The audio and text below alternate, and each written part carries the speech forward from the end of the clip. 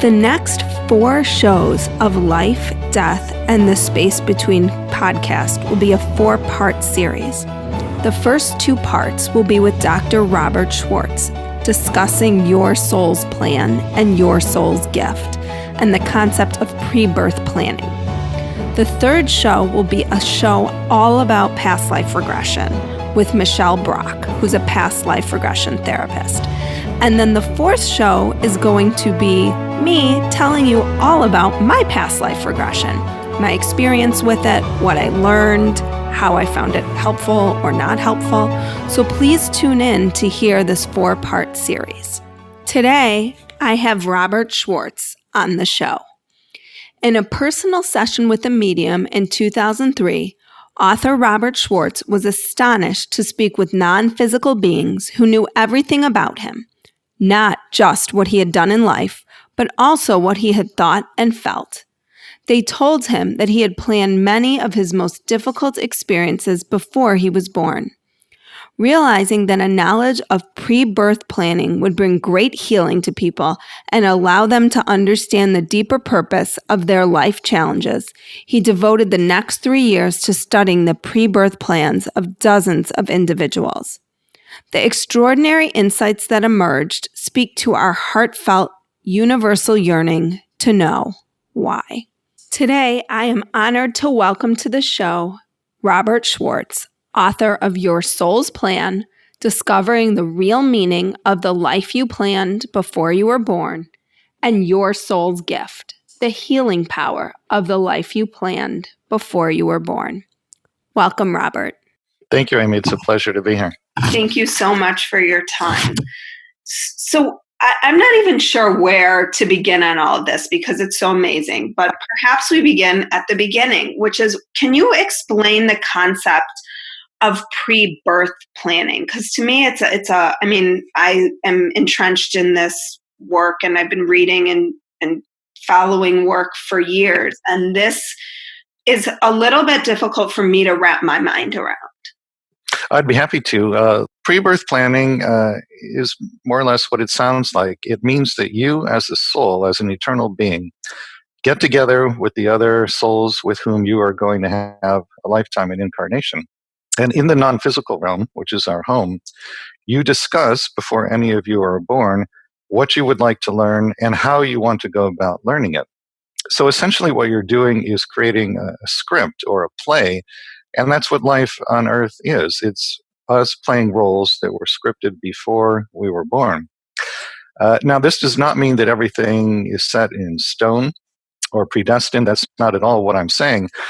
We all have free will, and we can use our free will anytime we like to deviate from the pre-birth plan as much as we want to. Mm. So there's an intersection between pre-birth planning and free will, and depending upon the free will choices you make, then you actualize certain potentials that were foreseen before you were born. And basically, when you distill it all down, what we are doing here is learning lessons in love, how to give love and how to receive love. That is the bottom line purpose for planning an incarnation on Earth. So, can you explain what this sitting around discussing looks like? Because I think that oftentimes when I hear people asking questions about this, they're imagining like a group of people in a physical body, even though we're not in a physical body, just kind of hanging out. You know, maybe they're writing the script, but it doesn't look like that at all, right? It's well, it looks somewhat like that. As I understand it, a person's life plan is created initially by their soul, what some people call the higher self. So what is a soul? A soul is a spark of God, and you, the personality, are a spark of your soul, a portion of your soul's energy in a physical body. So your life plan is set initially by your soul in consultation with God, ascended masters, very wise, highly evolved beings, and your spirit guides who guide you through an incarnation after you get here. Now, once that plan is in place, the personality is informed. This is the life plan. And most personalities, 99% or so, will say, that sounds great. I'd like to do that. Let's proceed. There's a very small percentage who start to experience human emotions of fear or doubt. Basically, they wonder, am I taking on too much if I agree to this plan? If you express fear or doubt, then you are reassured by your soul and by your spirit guides that this plan is in fact for your highest good. At that point, the vast majority of souls who expressed doubt will say, okay, I'm on board with this. I agree to the life plan. But there's a very small percentage who continue to express doubt that it may be too much. And if you continue to say that, then the plan is modified. So bottom line, you're not asked to do anything that you don't agree to before you come here. So when a soul group agrees to a plan, the souls then are birthed at different times, right? If I agree that my children are going to be my children and they're going to teach me these lessons and I'm going to teach them lessons, they might still hang around longer as a pure soul until they incarnate into a body. That's essentially correct. Although when you use the word longer, we have to understand there is no linear time in the non-physical realm. And this is why it makes it difficult to talk about this subject. But what you said is correct. You would be born, obviously, before your children. They remain in the non-physical realm for some period of quote-unquote time until it's the appropriate moment for you to give birth to them. Okay. So in reading your book, I had a lot of questions because I'm a psychologist. So it brought up questions about my clinical work. And if our life is negotiated before we get here, and I know it's sort of like, it's not every detail, or is it every detail? It's not every detail, but some of the planning is quite detailed. It depends on how important something is. Sometimes it's important to meet somebody just for a very short period of time because they're going to have a significant impact on your life. If that's the case, that sort of detail would be planned. Okay. So it could just be like a chance encounter with someone at Starbucks. You would think of it as a chance encounter, but in fact, it's not. It was something that you planned prior to birth. Okay. Right. Okay. So that's where kind of coincidence versus synchronicity or plan, I guess, comes into play, right? Well, yes, there are things that are true coincidences. In other words, they're not planned by you before you're born, but some of the things that appear to be coincidences are not. They're very important, and that's why they are planned before you're born. Okay. So can we change at all the life that's been laid out for us? You know, people come to me with all kinds of issues. Is that part of their plan, that they were going to end up in my office dealing with the issues, or are they trying to change the plan of what's already set for them? You change your plan all the time. The average person is constantly amending their plan, and the way that's done is that when you are asleep at night, you leave the physical body and you return home to the non-physical realm in what is called your astral body or your spirit body. Mm-hmm. And so do the other significant people in your life. And then you talk about how is it going? Are we learning what we came here to learn? If the answer to that question is yes, then carry on. If the answer to that question is no, then you discuss what changes do we have to make so that we can learn what we came here to learn. But in addition to that, you can also speak out loud to your guides or your higher self when you're awake and say, hey, I think this is just a little bit too difficult. Could we amend the plan to make things easier? And that sort of request is heard and honored if it is, in fact, for your highest good. Oh, that gives me a lot of hope. Maybe my guides even more than I already do. And so where does free will then kind of play into all of this?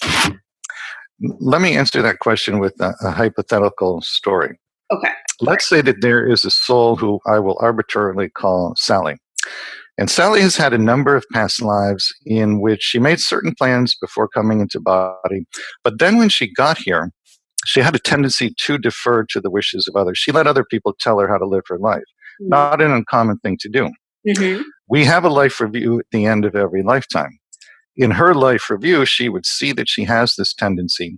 And let's say she then decides to bring it back into body energetically for the purpose of healing it, not for the purpose of expressing it. So that's her life plan for her next incarnation. Can I stop you real quick? Yes. What do you mean by the difference of the purpose for healing it, not for the purpose of expressing it? In other words, when Sally has the life review at the end of the lifetimes in which she deferred to the wishes of others, she's very likely to feel that she was not, I'll call it self-referencing. In other words, she didn't see herself as the highest and best source of wisdom and knowledge for herself. She thought others knew better than she did. That's a disempowered way to live a lifetime. So when she sees that in the life review, she's going to want to heal that tendency. Gotcha. Okay. So Sally plans to bring that tendency back into body to heal it. Now, let's say there's another soul in her soul group. We'll call this soul George. George has the opposite tendency. When he was in body in a number of past lives, he exercised power inappropriately over others. He told them how to live their lives. When he has his life review, he'll see that he has this tendency. And like Sally, he won't be happy about it. And so he too resolves to bring it back into body energetically, not for the purpose of expressing it, but for the purpose of healing it. Mm-hmm. So that's his plan. Okay. Now, because they're in the same soul group, Sally knows what George is planning. So she goes to him before either one of them is born, and she says something like, "Hey, George, I'm bringing back into body the tendency to defer to the wishes of others for the purpose of healing it. I see that you're bringing back into body the opposite tendency, the tendency to dominate others, also for the purpose of healing it. Why don't we make a pre-birth plan that you and I will marry, say at the age of 30? And although we know that this is likely to be a turbulent marriage, our hope is that I will learn to stand up for myself and you will learn to respect the wishes of others." And George says, "This is a great idea. Let's do it." So that's their pre-birth plan with each other. Mm-hmm. Now, let's say that when Sally is here in body and 25 years old, she gets a job with an employer who's running roughshod over her, treating her with a lack of respect and kindness. And let's say she takes a stand. She says to the employer, "Stop. You may not treat me that way. If you want me to continue working here, you must treat me with respect and kindness." In the moment she takes a stand like that, there's a tremendous increase in her vibration, her frequency. If she can sustain the heightened vibration until she's age 30, now one of two things will happen. Either she and George never meet, because by virtue of the law of attraction, her vibration is so much higher than his, they go right by each other. Or if they do meet, there's no attraction. There's one date and then nothing comes from it, again, because their vibrations are so dissimilar. So in this hypothetical story, Sally has used her free will to learn the planned lesson to stand up for herself, which in turn obviates the need for the planned challenge, the turbulent marriage. That's the intersection of free will and pre-birth planning. Gotcha. So the experience came to her before it might have caused her a tremendous amount of struggle and pain. Yes, but the key thing there is that she used her free will to learn the planned lesson, which was to stand up for herself. She could also have used her free will not to learn the planned lesson, in which case she probably would have ended up marrying George at age 30, and then she has to learn to stand up for herself in the context of the turbulent marriage. Now, somebody who's George, because he made this deal with Sally. Right, and that is a great question. He still has to learn his lesson to respect the wishes of others. So he will magnetize to himself other people, events, circumstances. It will give him ample opportunity to do that. And he will keep drawing those experiences to himself until he learns to respect the wishes of others.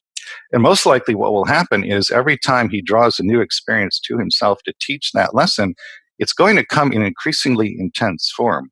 This is basically how it works. If you aren't getting the lessons you plan to learn here on Earth, opportunities keep coming, but they come in increasingly intense form each time. So if you notice that kind of pattern in your life, that is something to pay very close attention to. It's your soul trying very hard to get your attention about something. So are all those encounters part of your plan, or they become, if the main part of the plan was that George was going to meet Sally and they were going to work through this, but Sally got her lesson earlier, has George all along the way been faced with those challenges, or do they start once Sally kind of diverts from the path and now George comes in, and now his experiences are getting more intense because he's not going to have Sally to work through that. It could be either one of those things, and it depends entirely on the plan George set up for himself. So perhaps he built into the plan opportunities to learn this lesson before he meets Sally, or perhaps he didn't, and he felt for some reason that he didn't want to take on that particular lesson until he entered into a relationship with her. It could be either. Okay. Wow.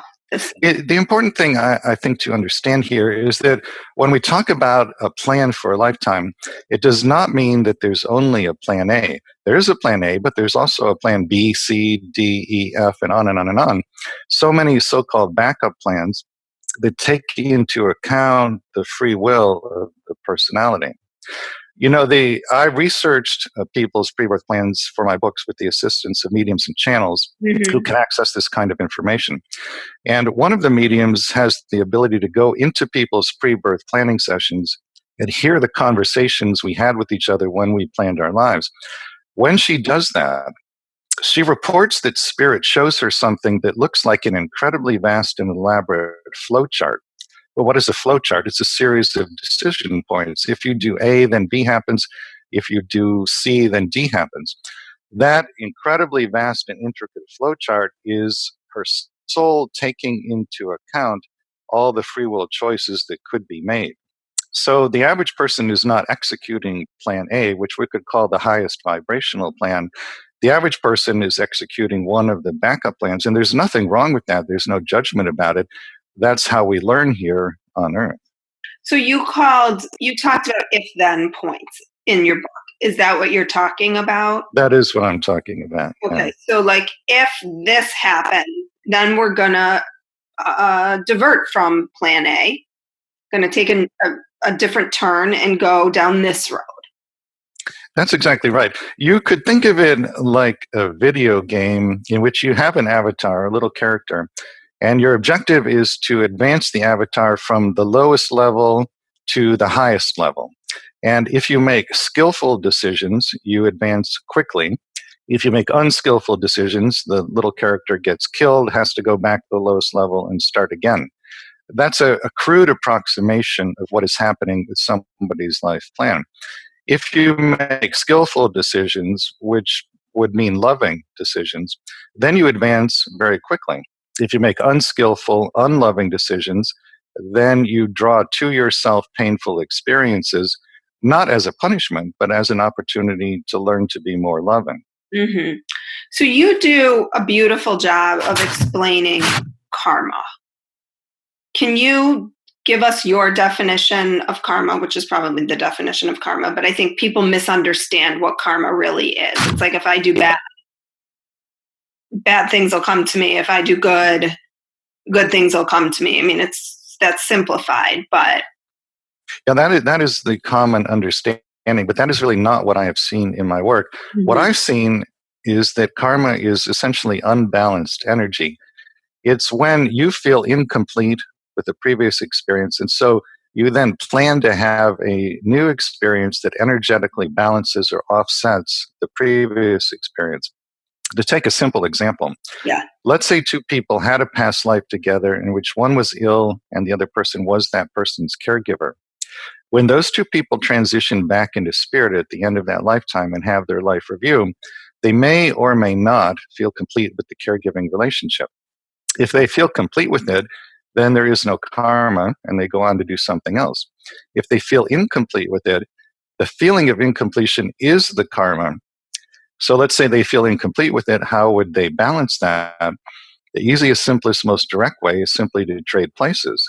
So the one who was ill plans the life challenge of caregiving. The one who was the caregiver plans the life challenge of illness. That's essentially how it works. Okay.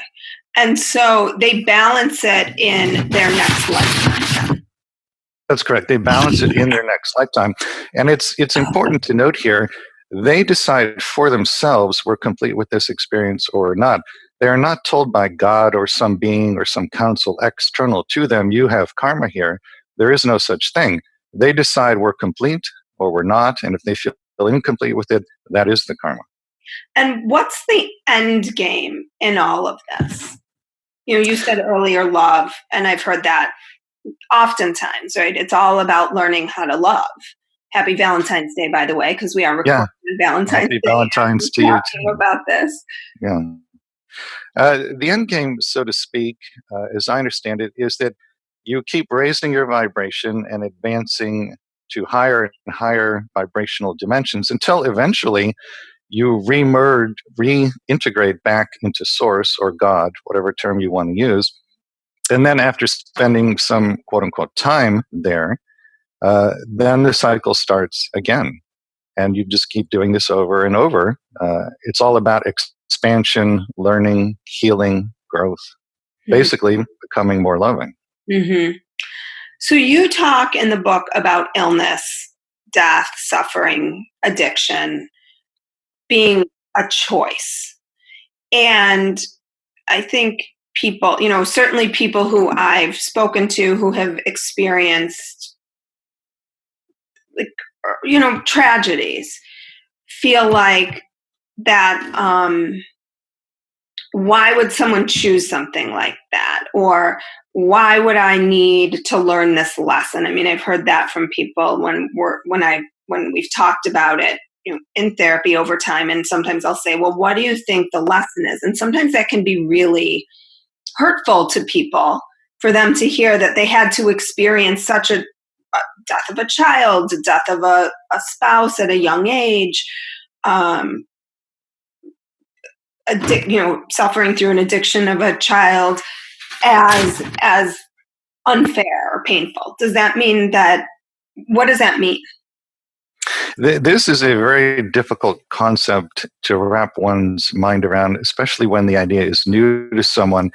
The important thing to understand here is that your perspective when you're home in a non-physical realm, planning a lifetime, is very different from your perspective once you're here in body. One of the main differences is that from the non-physical vantage point, a lifetime is very, very brief. It's here and it's gone like a clap of thunder. Now, when you're in body, especially if you're suffering, it can seem interminable, but that's not at all how it looks to you from the other side. Another big difference is that from the other side, you're very much aware that no one is permanently harmed by anything that happens here. You may or may not know that while you're in body, but you do know that from the other side. And the third big difference in perspective is that from the other side, you know that the wisdom, the growth, the healing, the learning become part of you literally for all eternity. So from that perspective, that a lifetime is very brief, no one is permanently harmed by anything that happens here, and yet the wisdom becomes part of you for all eternity. It actually does make sense that souls would plan to take on very difficult challenges. Okay. Yeah, I can understand it. I'm just listening to, friends, listeners saying, yeah, that it just seems, people ask all the time, like, why do we have to suffer? Right. And I know there's a difference. I've talked in other podcasts about the difference between pain and suffering, but I think people often ask that question. And especially when I think about huge sort of global issues like the Holocaust, or we'll take school shootings, and it just seems so senseless. Is the purpose that as a collective we have to learn to raise our collective vibrational level, like that these individual souls are kind of I don't know. I don't want to say like taking a bullet, but taking a bullet for the collective to grow. Well, that is, in a sense, how it works. And let me give you a specific example that illustrates that. You'll recall that a number of years ago, there was a tsunami that hit Southeast Asia. About 100,000 people were killed.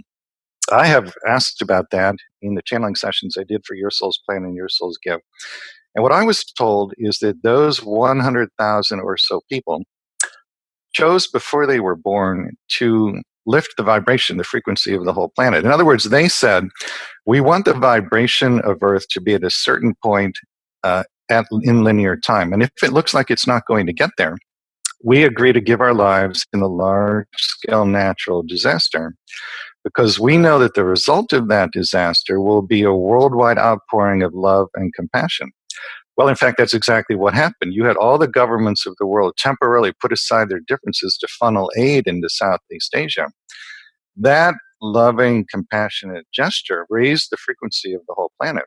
So those 100,000 or so souls who died, they accomplished exactly what they set out to do. But it's not like, can we look at 9/11 for an example? Like initially, right, that happened, but then it turns back towards kind of war and destruction. Now, 9/11, I have not researched, so I can't comment on that specifically. But coming back to the tsunami example, there are a lot of things like that that are planned before we're born. They're a collective undertaking by a large number of souls. And the intention is to raise the frequency of the entire planet. Mm-hmm. So, there's an old saying that where you stand depends upon where you sit. This is a good example of that, because if you are a human being who sits in the third dimension, then where you stand on the tsunami is that it was a terrible tragedy. And certainly from a human point, it was. Mm-hmm. But if you're, say, a spirit guide who, quote unquote, sits in the fourth dimension, then where you stand on the tsunami is that it was a tremendous blessing to the world. There you have two diametrically opposed viewpoints, and yet both are correct from the perspective of the observer. For your next book, can you figure out 9/11 for me? Come back. I can look into that, yes. So we're actually gonna split this interview into two parts because there's so much to talk about here, and I like to keep my podcast to about 20-25 minutes so my listeners can typically get to work. Usually that's how I think of it. So I just wanted to thank you today. We're going to regroup next week, but can you just tell the listeners where they can find the work that you are doing? Yes, my first book is Your Soul's Plan. My second book is Your Soul's Gift. Both books are true stories of pre-birth planning, stories of individuals who planned big challenges before they were born. You can find them on my website, which is yoursoulsplan.com, or on Amazon, or any bookstore, or ask your librarian to order them in. Great, and thank you so much for your time today. I greatly appreciate it. Like what you heard today and want to hear more? Curious about what comes next and what it all means? You can subscribe on iTunes. Just go to podcasts and find Life, Death, and the Space Between and hit subscribe.